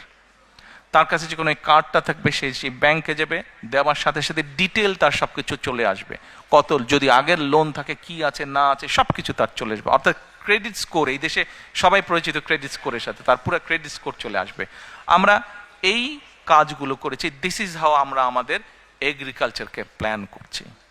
আপনারা হয়তো বলতে পারেন, আমাদের অনেক জায়গায় অনেক ফসল হয়, কিন্তু কৃষকরা টাইম মতন বাজারে নিতে পারে না, বেচতে পারে না, কোল্ড স্টোরেজ নাই। ইয়েস, আমরা ওটার উপরেও কাজ করেছি। ওটার উপরে আমরা কাজ করি, বিভিন্ন জায়গায় কোল্ড চেন কিভাবে এস্টাবলিশ করা যায়, সেটা বড়ই হোক অথবা পোর্টেবল কোল্ড স্টোরেজ বা কোল্ড চেন হোক, কীভাবে করা যায় সেটার উপর আমাদের ওয়ার্ক প্ল্যান করা আছে। এবার আসুন, এখানে একটু আগে শরফু বক্তৃতা দিয়ে গেছে। শরফু বক্তৃতা দিয়েছে আরাফাত রহমান কোকো, একটা অর্গানাইজেশন আছে স্পোর্টসের, সেটা ও বেচারা, ও সহ শেখ সহ কয়েকজন মিলে অনেক বছর ধরে ওরা করছে। From our family we are very grateful to you, যারা তোমরা এটা করেছো, থ্যাংক ইউ। তো এখন ওর কথাটা নিয়ে আসলাম একটু আগে, ও যেহেতু ছিল ওই বিষয়টা নিয়ে, স্পোর্টস। দেখেন এখানে আমরা যারা আছি, যাদের স্কুল গোয়িং বাচ্চা ছিল বা আছে, আমরা কিন্তু কি দেখি, স্কুলে যাচ্ছে বাচ্চারা, লেখাপড়া করছে, কিন্তু একই সাথে এক্সট্রা ক্যারিকুলাম কিন্তু থাকছে। ডিবেট ক্লাবে যাচ্ছে, ম্যাথস ক্লাবে যাচ্ছে, বিভিন্ন স্পোর্টসে যাচ্ছে, বিভিন্ন কালচারে যাচ্ছে, হিস্ট্রি করছে, মিউজিক করছে না? আচ্ছা, ল্যাঙ্গুয়েজও করছে, কিন্তু আমাদের অনেকের পরিচিত বাচ্চা যাদেরকে চিনি আমি, ল্যাঙ্গুয়েজ করছে, কেউ স্প্যানিশ শিখছে, কেউ ফ্রেঞ্চ শিখছে, কেউ জার্মান শিখছে আছে। আমরা এডুকেশনের মধ্যে, আচ্ছা এডুকেশনে চলে আসলাম, এডুকেশনটা বলে তারপরে স্পোর্টসটা বলছি। আমরা এডুকেশনের মধ্যে এই জিনিসগুলো আনতে চাচ্ছি, এডুকেশনের মধ্যে আমরা এই জিনিসগুলো আনতে চাচ্ছি। আমরা প্রাইমারি এডুকেশনের উপরে জোর দিতে চাই সবচাইতে বেশি, প্রাইমারি এডুকেশনের উপরে। একবারে আমরা পারবো না। সারা বাংলাদেশে প্রাইমারি স্কুলে প্রায় 3.5 লক্ষ 350,000-এর বেশি টিচার আছে, প্রাইমারি টিচার। এখন এই প্রাইমারি টিচারদেরকে আমাদের ট্রেনিং দিতে হবে। কেন ট্রেনিং দিতে হবে? Please don't take it personally, but normally একটা প্র্যাকটিস আছে বাংলাদেশে। What is the practice of getting an appointment as a primary school teacher? যে যেই ছেলে বা মেয়েটা কোথাও চাকরি বাকরি কিছু পাচ্ছে না, আচ্ছা যাও যাও আমি হেডমাস্টারকে বলে দিচ্ছি ওই প্রাইমারি স্কুলে তুমি টিচার হও, এরকম একটা প্র্যাকটিস আছে, আছে না? অনেক জায়গায় হয়, কিন্তু দেশে আছে। But we need to change this, এই ট্রেডিশনটা, এই কালচারটা we need to change. Because এই মাইকটা যদি ভালো না হতো, আমি যতই জোরে বলতাম আপনারা কিন্তু শুনতে পেতেন না। এই মাইকটা ভালো, এবং সেজন্য আমি আস্তে কথা বললে আপনারা শুনতে পাচ্ছেন। তার মানে আমাদের যে ফিউচার জেনারেশন, ছোট ছোট বাচ্চা যারা ফিউচারে যারা ডাক্তার হবে, ইঞ্জিনিয়ার হবে, পলিটিশিয়ান হবে, এই দেশ রান করবে যারা, এই বাচ্চাগুলোকে তো আমাদের প্রপার এডুকেশন দিতে হবে। শুধু ABCD সরে ও সরে আলিফ বেতে সে পড়লে হবে না, তো প্রপার এডুকেশন দিতে হবে। এডুকেশন কি? এডুকেশনের সাথে তাদেরকে সোশ্যাল ভ্যালুস পর্যন্ত শেখাতে হবে। এখন এই 3.5 লক্ষ টিচারকে কি ঢাকায় বছর বছর এনে ট্রেনিং দেওয়া is very costly, very costly. কিন্তু 3.5 লক্ষ, হোয়াট উই আর প্ল্যানিং, আমরা 1 ট্যাব 1 টিচারে যেতে চাচ্ছি। এই টিচারদেরকে আমরা আস্তে আস্তে আস্তে ডিজিটালাইজ সিস্টেমে, ডিজিটাল সিস্টেমের আন্ডারে আনবো এদেরকে। এদেরকে আমরা not iPad is very expensive, but অনেক কোম্পানি আছে সেম সব কিছু সাপোর্ট, সব কিছু ফ্যাসিলিটি থাকবে, কিন্তু এরকম তাদেরকে আমরা ট্যাবলয়েড দিব, ডিজিটাল ট্যাবলয়েড তাদেরকে দিব। ওটার মধ্যে দিয়ে আমরা তাদেরকে ট্রেনিং দিব। তাদেরকে যেই টিচারগুলো অলরেডি অ্যাপয়েন্ট হয়ে গেছে তাদেরকে তো আমরা বের করে দিতে পারবো না, তাদেরকে আমাদের ট্রেনিং দিয়ে তাদেরকে ইমপ্রুভ করতে হবে, বেটার করতে হবে, স্ট্যান্ডার্ডে আনতে হবে, যাতে ওই বাচ্চাগুলোকে তারা প্রপার এডুকেশন দিতে পারে। অ্যাট দ্য সেম টাইম এখন থেকে আমরা যেই টিচারগুলো, মানে আমরা যখন দায়িত্ব পাবো ইনশাল্লাহ, তারপর থেকে যেই টিচারদেরকে আমরা নিব, আমরা ভালো স্টুডেন্ট যারা, তাদেরকে we will try to appoint as the primary teacher, যারা ভালো স্টুডেন্ট সমাজের, ছেলে হোক মেয়ে হোক। সেই জন্যই আমরা প্রথমেই প্রাইমারি এডুকেশনে আমরা এমফেসাইজ সবচেয়ে বেশি দিতে চাই। বিকজ আজকে যদি আমি ভালো প্রোডাক্ট তৈরি করতে পারি, ফিউচারে আমি ইনশাল্লাহ ভালো রেজাল্ট পাবো। ভালো টিচার মানে আমি ভালো ফিউচার পাবো। আচ্ছা আসেন এখন এই যে বাচ্চাগুলোকে ক্লাস 1 থেকে শুরু ক্লাস 12 পর্যন্ত আমরা কি কি করব। এদেরকে আমরা যারা স্কুলে পড়েছি বাংলাদেশে, আমরা জানি যে কম বেশি 10টা সাবজেক্ট থাকে, 10টা সাবজেক্ট, প্রত্যেকটা 100 মার্ক হয়, প্লাস মাইনাস 1000-এর উপরে মার্কিং হয় পরীক্ষার সময়। আমাদের চিন্তা ভাবনা হচ্ছে যে আমরা সরকার থেকে আমরা ধরেন 5টা খেলা, যেই খেলাগুলো আমাদের ছেলে মেয়েরা খেলে, শুধু ছেলেদের জন্য না, অবশ্যই মেয়েদেরকে আমরা এটাতে ইনক্লুড করছি। ছেলে বা মেয়েরা সাধারণত যেগুলো খেলে, ধরেন 6টা খেলা, যেগুলো কিছু থাকবে কমন, কিছু থাকবে পার্টিকুলারলি ছেলেদের জন্য, পার্টিকুলারলি মেয়েদের জন্য। আমরা এই খেলাগুলোকে কম্পালসারি করব অ্যাজ এ সাবজেক্ট। বাচ্চা নিজে চুজ করে নেবে, বাচ্চা নিজে চুজ করে নেবে সে কোনটা। কেউ যদি ফুটবল খেলতে চায় ও ফুটবল খেলবে, কেউ যদি ব্যাডমিন্টন খেলতে চায় ও ব্যাডমিন্টন খেলবে, ও কিন্তু ওকে খেলতেই হবে, একটা স্পোর্টস ওকে করতেই হবে, কম্পালসারি। আচ্ছা এবার আসেন আরেকটা জিনিস, ওকে আর্ট কালচার আনতে হবে। শুধু পড়ালেখা অবশ্যই দরকার একটা জাতির জন্য, কিন্তু শুধু পড়ালেখা করলে হবে তো না। আর্ট কালচার যদি একটা জাতি না জানে তো তো কেমন করে হবে? আর্ট এবং কালচার জানতে হবে, হিস্ট্রি জানতে হবে, আমার হেরিটেজ জানতে হবে, আমার হিস্ট্রি না জানলে তো হবে না। কাজেই আমরা চাই আমাদের বাচ্চারা ছবি আঁকা শিখবে, গান শিখবে, কিভাবে মিউজিক ইনস্ট্রুমেন্ট বাজাতে হয় শিখবে, সরকার ব্যবস্থা করবে, এডুকেশন ডিপার্টমেন্ট থেকে ব্যবস্থা করবে কয়েক ধরনের মিউজিক ইকুইপমেন্ট, গান শেখার ব্যবস্থা করবে। বাচ্চা চুজ করবে সে গান শিখবে নাকি সে ইনস্ট্রুমেন্ট। যেমন ব্যক্তিগতভাবে যদি আমাকে বলতে আমার ছোটবেলা থেকে খুব ইচ্ছা ছিল কিবোর্ড বাজানোর।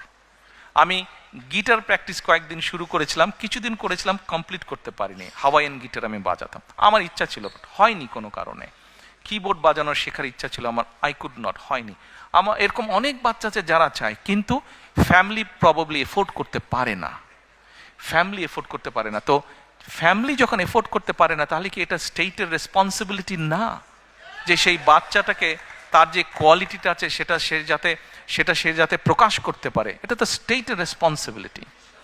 আমরা এই ফ্যাসিলিটিগুলো তৈরি করতে চাই। খেলা গেল, আর্ট গেল, কালচার গেল।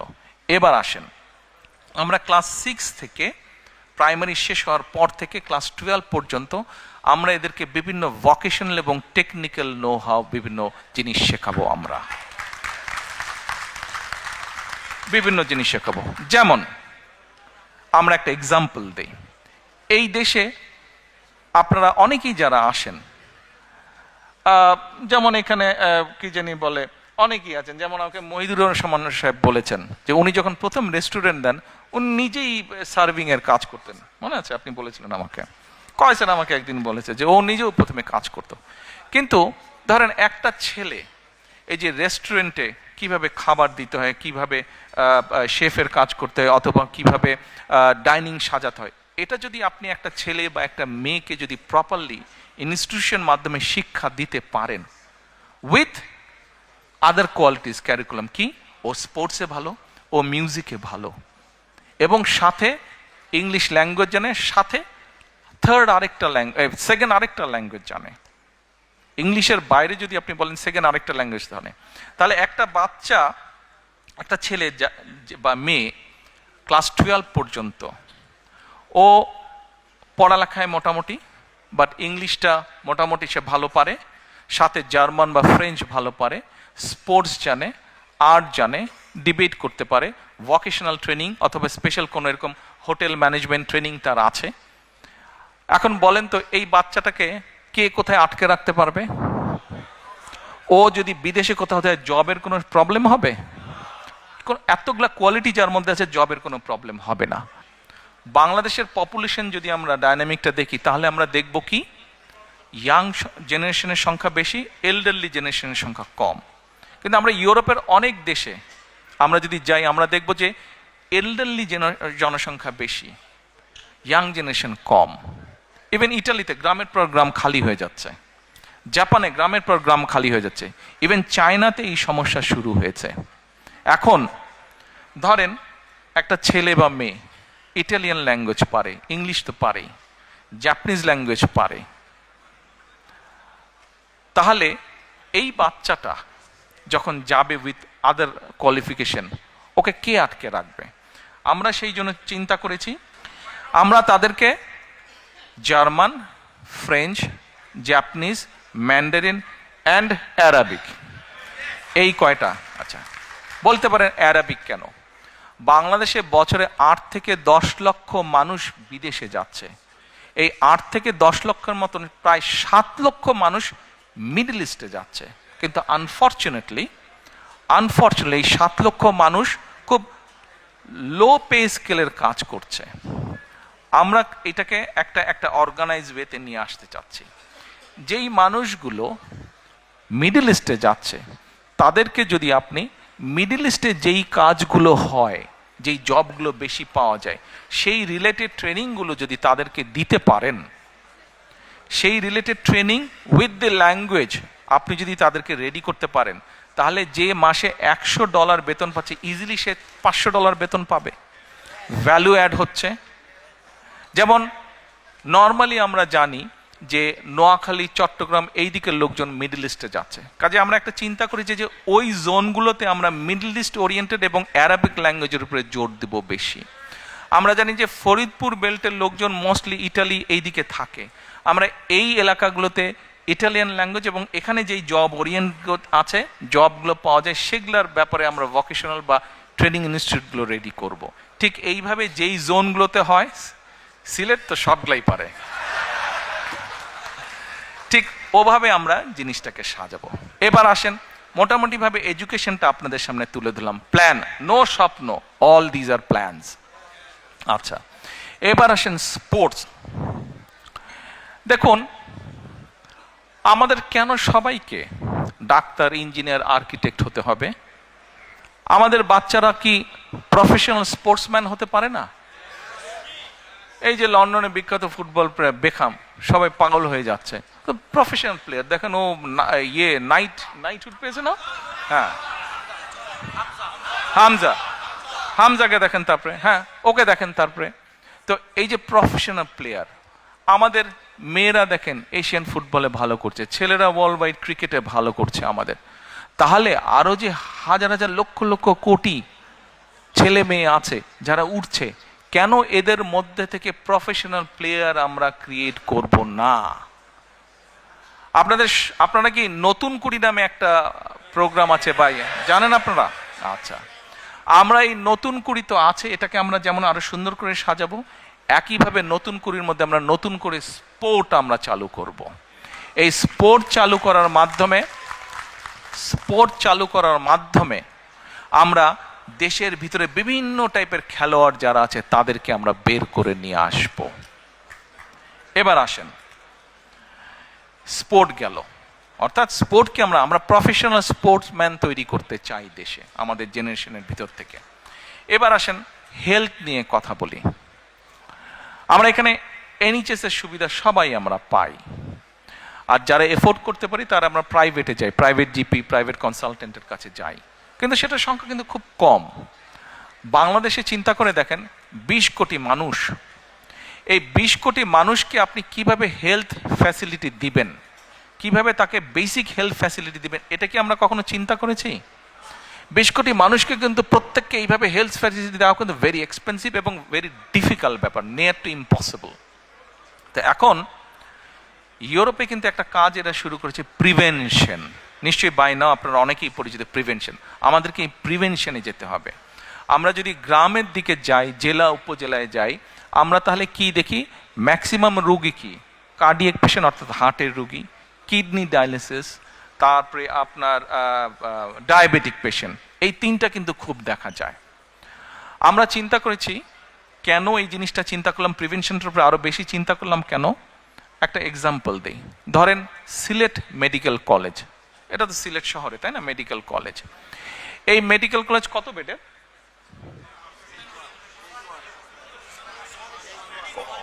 হ্যাঁ, ওসমানী মেডিকেল কলেজ কত বেডের? 600 বেডের। আচ্ছা ঠিক আছে, 600 বেডের।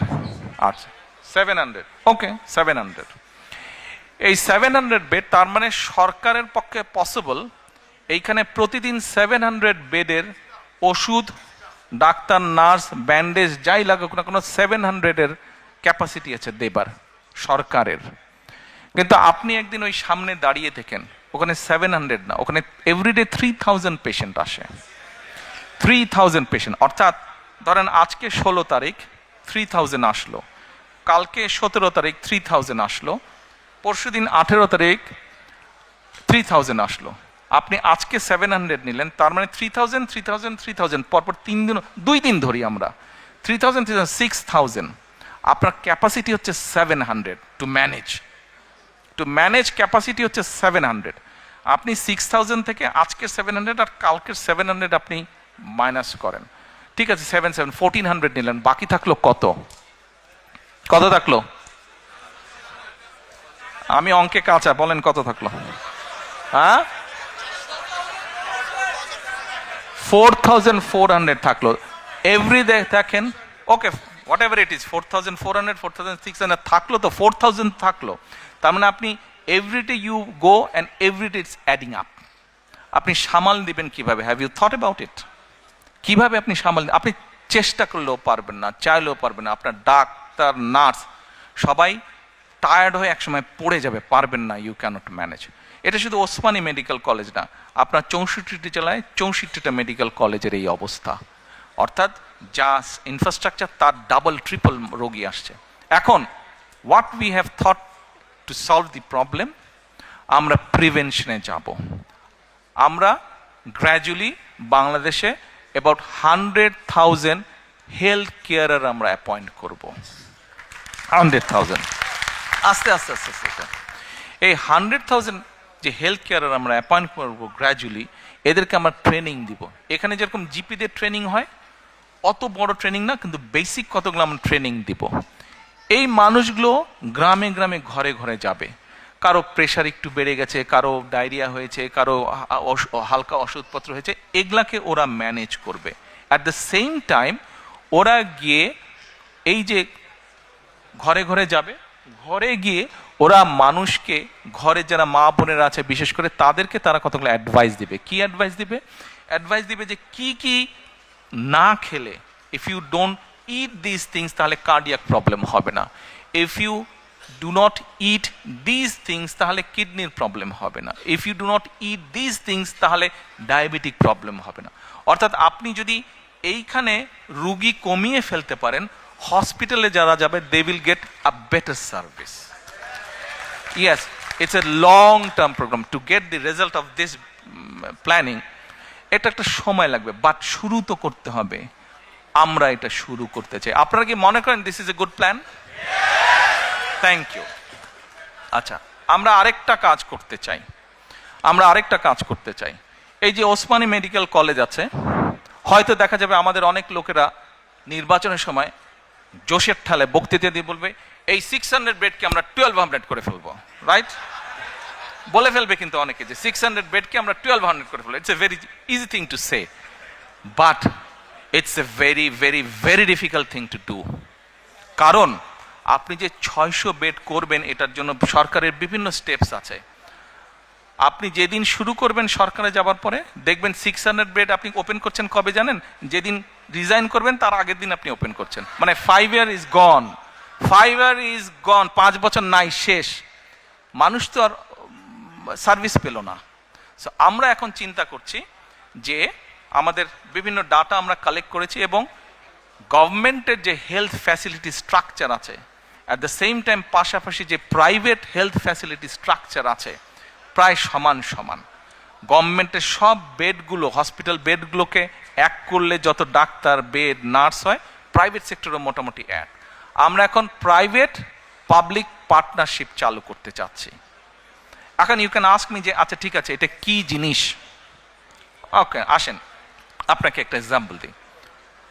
ওসমানী মেডিকেল কলেজ, ধরেন ওসমানী মেডিকেল কলেজের যে ডায়ালিসিস, এই যে কিডনি রোগীর যে ডায়ালিসিস করতে হয়, এই ডায়ালিসিস যে মেশিন আছে না? আছে তো মেশিন?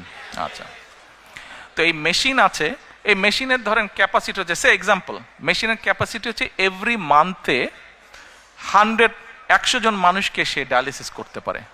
বাট আপনার কিউতে 100 জন না, আপনার কিউতে 500 জন, রাইট? ওকে, আমরা এখন যেটা কেয়ার করছি, ঢাকাতে দেশে অনেক প্রাইভেট হসপিটাল আছে, বাট আম্মা যেহেতু এভারকেয়ারে আছেন, আমার ওই একটা নামই মনে থাকে প্রাইভেট হসপিটালের মধ্যে। ধরেন এক্সাম্পল হিসাবে বলছি, ওই এভারকেয়ার হসপিটাল, তাদেরও কিডনি ডায়ালিসিস মেশিন আছে, but that's a private hospital, quite expensive, not everyone can afford that. Okay, আমরা যেটা এরকম ফ্যাসিলিটি যেসব প্রাইভেট হসপিটাল আছে, তাদের সাথে আমরা গভর্নমেন্ট একটা কন্ট্রাক্ট করব। আমরা বলবো যে দেখো, we know what is your costing, তুমি তার উপরে প্রফিট হিসেবে, যেহেতু ইউর প্রাইভেট, তুমি 5% 10% প্রফিট নিতে পারো। এখন আমার এই যে ওসমানী মেডিকেল কলেজে 500 কিউব 100 জনকে আমি মাসে দিচ্ছি, বাট আরো 400 বাকি যাচ্ছে। ওই 101 থেকে ওর ধরেন এভারকেয়ার হসপিটালে, ওর ধরেন যে ইয়ে মেশিনটা আছে, ডায়ালিসিস মেশিনটা, সেখানে they get only say 25 patients, বাকি 75 তার খালি থাকছে। এই যে এখানে যে কিউ হয়েছে, এই কিউ থেকে নিয়ে আমরা 75 পেশেন্ট ওদেরকে দেব, and the cost we will bear. তাতে যেটা হচ্ছে, গ্রামের কৃষক বলেন, স্কুল প্রাইমারি শিক্ষক বলেন, একজন গৃহিণী বলেন, মসজিদের ইমাম সাহেব বলেন, এদের মতন মানুষগুলো এভারকেয়ারের মতন হসপিটালে ট্রিটমেন্ট পাচ্ছে with a very minimum cost, যেই কস্টটা গভর্নমেন্ট বিয়ার করবে। আর সবচেয়ে বড় বেনিফিট হচ্ছে, আপনাকে যে মানুষ ইলেক্ট করে পাঠালো দেশ পরিচালনার জন্য, আপনি 5 ইয়ার্স টাইম নিলেন না তাকে সার্ভিস দেওয়ার জন্য, 3 to 6 মান্থসের মধ্যে আপনি তাকে সার্ভিসটা দিতে পারলেন। তাহলে মানুষগুলো, দেশের সাধারণ মানুষ সার্ভিসটা পাটাপাট কুইক সার্ভিসটা পেল, রাইট? আরেকটা ভেরি ইম্পর্টেন্ট বিষয় আছে। একটু আগে আমি একটা কথা বলেছি, আমাদের পপুলেশনের বিরাট একটা মেজরিটি অংশ হচ্ছে কি, মেজরিটি অংশ হচ্ছে ইয়াং জেনারেশন, ছেলে হোক মেয়ে হোক, ইয়াং জেনারেশন।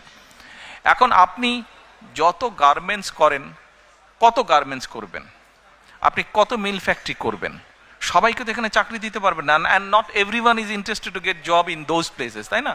মানুষের বিভিন্ন কোয়ালিটি আছে। আমরা এই ইয়াং ছেলে মেয়েদের বিভিন্ন, যেমন ধরেন কন্টেন্ট মেকিং, অনেক ইয়াং ছেলে মেয়ে আছে কন্টেন্ট মেকিং, কিন্তু কন্টেন্ট মেকিং এর প্রপার পলিসি আমাদের দেশে নাই। কন্টেন্ট মেকিং এর প্রপার পলিসি নাই। এখন আমরা যদি সেই পলিসিগুলো কি কি হবে, আমরা যারা করে তাদের সাথে কথা বলছি, তারা ওই স্ট্রাকচারটা তৈরি করছে। অ্যাট দ্য সেম টাইম এই কন্টেন্টটা সে হয়তো এখন ছেড়ে দিচ্ছে, যখন অনলাইনে হয়তো $50 পাচ্ছে, সে 20 পাউন্ড সে পাচ্ছে, কিন্তু সেই 20 পাউন্ডটা আবার বিভিন্ন যে ইন্টারন্যাশনাল যেটা ফাইন্যান্স ট্রান্সফারের যে মিডিয়া, সেটাও নাই, ফলে সে ডাইরেক্ট পাচ্ছে না। তার হয়তো বন্ধু বান্ধব লন্ডনে আছে, সে তার অ্যাকাউন্টে দিচ্ছে, ওখান থেকে আবার তাকে দেশে দিচ্ছে, এটাই হচ্ছে কিন্তু ফ্যাক্ট। এখন আমরা যে গেটওয়ে আছে, বিভিন্ন ইন্টারন্যাশনাল মনিটারি গেটওয়ে আছে, এদের সাথে আমরা কথা বলছি যে ভাই আমাদেরকে এই ব্যবস্থাটা অ্যাডভান্টেজ দেওয়া। ফলে হচ্ছে কি, যে কন্টেন্ট মেক করছে, যেই ছেলে মেয়েগুলা কন্টেন্ট মেক করছে, তারা কন্টেন্ট মেক করলে তাদের পেমেন্টটা যেমন ডাইরেক্টলি পাচ্ছে, তার ইনকামটা বেড়ে যাবে। তারপরে আসেন, আমাদের অনেক ইয়াং ছেলে মেয়ে আছে, তাদেরকে আমরা যেটাকে ডাটা বলি, বাংলাদেশি খুব সেটাকে এমবি বলে, ডাটাটাকে। তো ডাটা ইজ কোয়াইট এক্সপেন্সিভ বাংলাদেশে, কিন্তু আমাদের অনেক ছেলে মেয়ে আছে, ধরেন তারা অনলাইনে ইয়ে করে, আপনার বিভিন্ন বিজনেস করে, ধরেন এই যে ইবের মতন বিজনেস করে। তো এখন এই ছেলেমেয়েগুলা, এদের দুটো সমস্যা আছে মেজরিটির, তাদের প্রপার ওয়ার্ক স্পেস নাই। হয়তো যেই মেসে থাকে বা হলে থাকে, ও স্টুডেন্ট হলে থাকে, সেখানেই বসে হয়তো সে কাজ করছে। এই স্বৈরাচারের সময় মেগা প্রজেক্টের নামে অনেক সায়েন্স পার্ক না কি কি জানি তৈরি করেছে, কিন্তু আপনারা যদি যান, প্রায় 34-35টার মতন তৈরি করেছে বিভিন্ন ডিস্ট্রিক্টে, কিন্তু আপনারা যদি যান দেখবেন যে ম্যাক্সিমামগুলা ভূতের বাসা হয়ে আছে, ঘোস্ট হাউস হয়ে আছে, আর কতগুলা মোটামুটি কিছু লোক নিয়ে ওখানে কমিউনিটি সেন্টার করে বিয়ে শাদীর অনুষ্ঠান হচ্ছে। আমরা চাচ্ছি এগুলাকে কনভার্ট করতে, করে এইসব জায়গায় আমরা ফ্রি ওয়াইফাইয়ের ব্যবস্থা করব, এবং ওই যে ছেলেমেয়েরা যারা কাজ করছে, এদেরকে ধরেন 2 বন্ধু মিলে কাজ করছে, 3 বন্ধু মিলে কাজ করছে, বা একজন কাজ করছে, ওদেরকে আমরা ওখানে ছোট ছোট ওয়ার্ক স্পেস দিব। ফলে ও ওর নিজের কোম্পানি তৈরি করবে, ও অনলাইনে, সেটা ডাটা প্রসেসিং হতে পারে, সেটা ডিজাইনিংয়ের কাজ হতে পারে, সেটা কন্টেন্ট মেকিং হতে পারে, সেটা অনেক ধরনের কাজ হতে পারে। এই স্পেসগুলো আমরা তাদের জন্য তৈরি করব।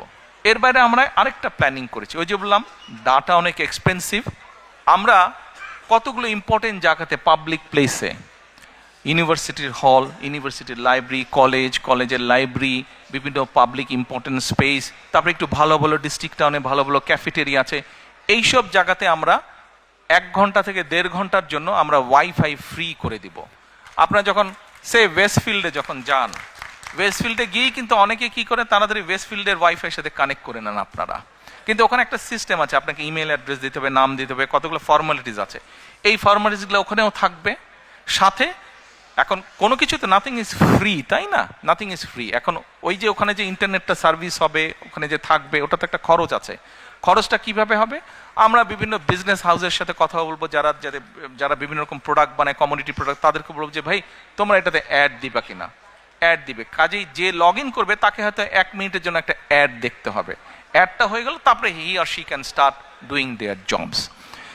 এর বাইরে বিভিন্ন রকম ভোকেশনাল ইনস্টিটিউট, বিভিন্ন রকম টেকনিক্যাল ইনস্টিটিউট, যেমন আমাদের দেশে আপনি যদি যান, ব্লাড নিবে এরকম টেকনিশিয়ানের অভাব আছে। এই যে আমরা প্রায় শুনি যে ফিলিপাইন থেকে নার্স যাচ্ছে, কেরালা থেকে নার্স যাচ্ছে, তা আমাদের মেয়েরা, আমাদের ছেলেরা কেন পারবে না? কিন্তু প্রপার ইনস্টিটিউশনগুলো এখনো গড়ে ওঠে নাই। আমরা এই টাইপের ইনস্টিটিউশনগুলো আমরা আস্তে আস্তে গড়ে তুলতে চাই। এইভাবে আমরা জব ক্রিয়েট করতে চাই, এইভাবে জব ক্রিয়েট, যাতে করে আমাদের ভবিষ্যৎ ছেলেমেয়েরা একটা ডিগনিফাইড লাইফ নিয়ে ডিসেন্ট ভাবে যাতে তারা বেঁচে থাকতে পারে। প্রিয় ভাই বোনেরা, আপনাদের সামনে সংক্ষেপে আপনাদের সামনে সংক্ষেপে আমি আমার কতগুলা পরিকল্পনা তুলে ধরলাম। আজকে বিজয় দিবসের আলোচনা। দেখেন, আমরা আন্দোলন সংগ্রাম করেছি, আমাদের সহকর্মীরা জীবন দিয়েছে, বহু সাধারণ মানুষ, গৃহিণী। এই যে 5ই আগস্ট এই আন্দোলনে আপনাদের নিশ্চয়ই অনেকের ধারণা আছে 63 জন শিশু শহীদ হয়েছে, 63 জন শিশু। কাজে এই যে 5ই আগস্ট আমরা আমাদের পূর্ণ স্বাধীনতা বলেন বা আমাদের যে এই সুযোগটা আমরা পেয়েছি, এই সুযোগটা কিন্তু সামনে যে নির্বাচনটা, এটা কিন্তু কোনো এক্সপেরিমেন্ট অথবা এক্সপেরিয়েন্সের সুযোগ না। কিন্তু আগামী যে সময়টা আসছে এটা কিন্তু একটা পরিবর্তনের সুযোগ। আমরা যদি এইবার দেশটাকে পরিবর্তন করতে পারি তাহলে আমরা এগিয়ে যাব। আপনারা প্রবাসে আছেন, প্রবাসীদের কাছে প্রথমে আমি কৃতজ্ঞতা প্রকাশ করেছি। আমাদের যে স্বৈরাচারের বিরুদ্ধে আন্দোলন, এই আন্দোলনে প্রবাস থেকে বহু প্রবাসী বিভিন্নভাবে সহযোগিতা করেছেন। এই আন্দোলন সফলতার পিছনে প্রবাসীদের একটি বিশাল ভূমিকা রয়েছে। কাজেই প্রবাসীদের অবদানকে কোনোভাবে আমরা খাটো করে দেখতে পারি না। কিন্তু আপনাদের সামনে আমি যেই পরিকল্পনাগুলো তুলে ধরেছি, আমাদেরকে আগে কাজ শুরু করতে হবে। আমরা যদি কাজ শুরু করতে না পারি এবং আমরা যদি সকলের দাবি উপস্থাপন করতে থাকি তাহলে কিন্তু একটা ইনডিসিপ্লিন তৈরি হবে, ফলে আমরা কিন্তু আমাদের কাঙ্ক্ষিত লক্ষ্যে পৌঁছতে পারবো না। এই মুহূর্তে একটু আগে যেই কথাটি আমি বলেছি, প্রিয় ভাই বোনেরা,